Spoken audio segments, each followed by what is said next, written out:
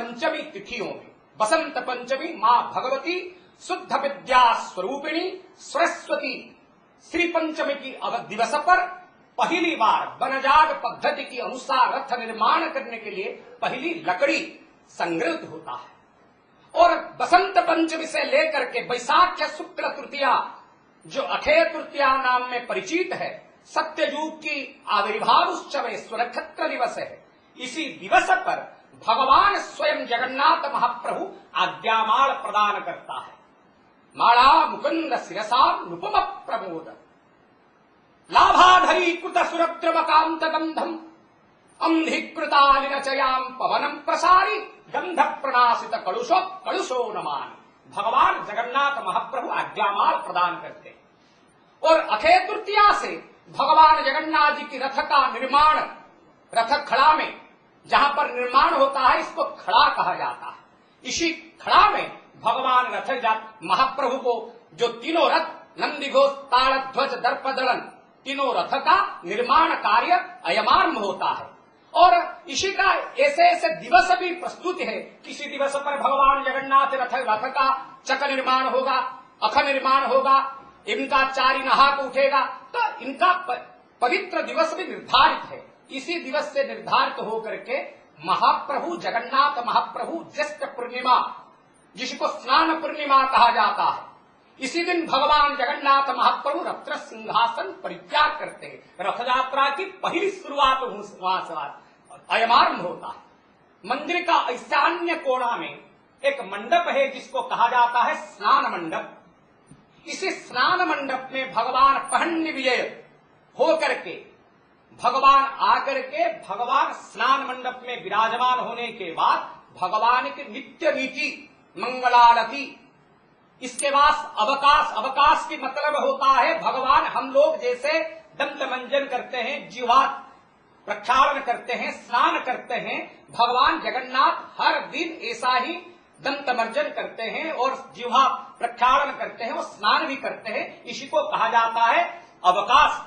इस अवकाश के बाद भगवान श्रृंगार होकर के भगवान की महाज्येष्ठा स्नान महा इंद्रादय स्वा सर्वे नानालंकार भूषिता।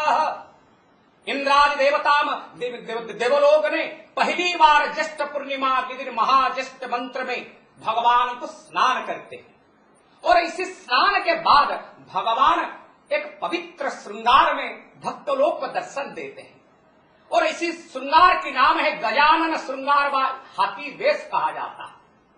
1432 ख्रीष्टाब्द में भगवान महागणपत्य संप्रदाय के आचार्य गणपति भट्ट ने पावन पुरुषोत्तम क्षेत्र में आकर के पधारे हैं और भगवान जगन्नाथ जी को दर्शन करके अपने इष्ट विग्रह गणेश भगवान को दर्शन न कर पाके मन में अभिमान आ गया और क्षेत्र छोड़कर चले गए। और जगन्नाथ महाप्रभु भक्तों को ऐसे भावना देख करके भगवान ने फिर बुलाया गणपति भट्ट को, है गणपति भट्ट तुम लोग आओ ना और हम हमारा शरीर में तुम्हारा इष्ट विग्रह को दर्शन कीजिए, तुमेवं वक्रतुंडश्चम। और गणपति भट्ट जब आकर के जगन्नाथ महाप्रभु को स्नान पूर्णिमा का दिन स्नान मंडप के ऊपर दर्शन करते हैं तो देखते हैं वो क्या अद्भुत स्वरूप है। और गणपति भट्ट देखते हैं स्वयं दो गणपति यहाँ पर विराजमान है, तुमेवं वक्रतुंडश्चम तुमेवं गणनायकम शुक्लम कृष्टम रूपमयम स्वरूपम कृष्टमयम प्रभु। स्वयं देव जगन्नाथ जी के महाप्रभु को गणपति रूप में दर्शन करके कृतार्थ हो गए। और भगवान को उस दिन एक बार भोग लगता है और भगवान के ऐसे भोग लगता है क्योंकि भगवान स्वयं गणानाम त्वाम गणपतिकुम हवामहे प्रियाणाम त्वाम प्रियपतिकुम हवामहे निधीनाम त्वाम निधिपतिकुम हवामहे वशोर्ममाः।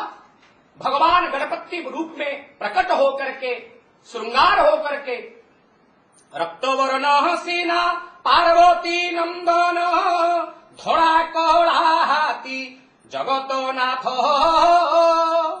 थोर बुलाइन भुंजंती अन्न को दुर्लभ से रूप विपरीत से गणेश वेश। उड़िया भाषा में ऐसे पद्यावली भी है। भगवान गणेश जगन्नाथ जी थोड़े जैसे हाथी खाते हैं ऐसे ही भोजन करते हैं।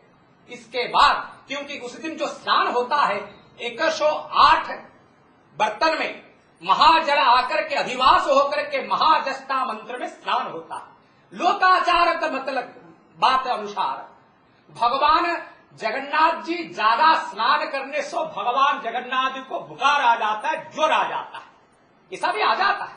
और भगवान उसी दिन ज्वर आने से भगवान अपने सेवाएं तो लोग, क्योंकि सेवा भगवान जब भी आविर्भाव होते हैं मत्स्य मंडल में अपने परिवार के साथ ही आविर्भाव होता है। सत्य युग में योगी ऋषियों के साथ लीला किए हैं, तृतीया युग में कपिकुल के साथ लीला किए हैं, द्वापर युग में गोपीकुल में लीला किया, और कलु सेवक मंडलम कलिकाल में सेवायत लोग के साथ भगवान अपने लीला करते हैं। तो भगवान को जब बुखार आ गए, ज्वर आ गए, तो भगवान को निवृत्त कंदर में भगवान को प्रवेश करते हैं। हमको जब जर हो जाते हैं, हम निवृत्त कंदर में शांत में सो जाते हैं। भगवान ऐसे 15 दिन तक, ज्येष्ठ पूर्णिमा से लेकर आषाढ़ अमावस्या तक 15 दिन तक भगवान अपने ज्वर में पीड़ित होते हैं, और इस ज्वर में उद्धार पाने के लिए अपने भगवान जगन्नाथ जी के भी वैद्य है, डॉक्टर है, वो औषध भी देते हैं, और अपने सर्वांग शरीर में तैल मर्दन भी होता है। अपने शरीर को ठीक होने के बाद उभा अमावस्या की चंद्र के रूप में सारा संसार में प्रकट होकर के नवयौवन रूप में भक्त लोग को दर्शन देते हैं।